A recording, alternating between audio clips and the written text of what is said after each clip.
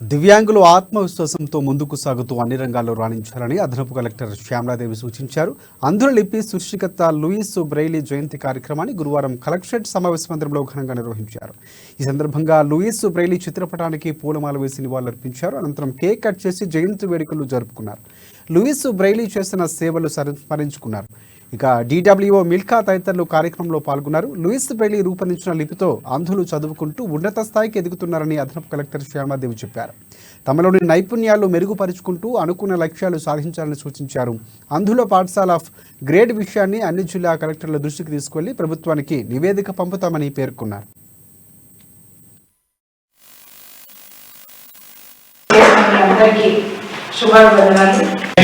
అన్ని రంగాలలో ఏ విధంగానైతే ముందుకు వస్తున్నారో లేకపోతే మా పరిస్థితి ఏ విధంగా ఉంది, ఎట్లా ఉంటుందో అతని యొక్క పుట్టినరోజు సందర్భంగా మేము ఈరోజు మా అంధులందరికీ ఆరాధ్య దైవమైనటువంటి అంధులైనటువంటి వాళ్ళు ఈ పెద్దలందరికీ ఎవరు అధైర్యపడకండి, మీలో ఉన్న టాలెంట్ ప్రతి ఒక్కటి బయటకు తీయండి.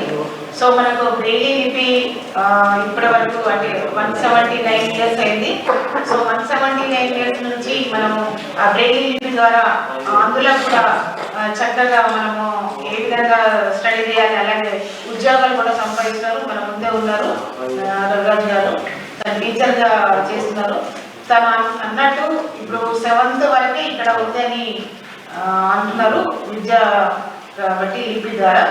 సో బ్రెయిలీ లిపి వాళ్ళకి అంటే ఇక్కడ మనకు అంటే ఉమ్మడి జిల్లాలో కూడా ఒకటి స్థాపించాలని చెప్పేసి, అలాగే ఆదిలాబాద్ మారుమూల ప్రాంతం ఉంటుంది కాబట్టి మనము అంటే ప్రభుత్వాలు కూడా మీరు ఒక రికమెండేషన్ ఇస్తే మన ప్రభుత్వాలు కూడా తెలియజేయడం జరుగుతుంది.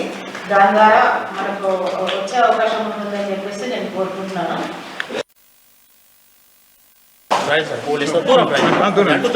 ఓకే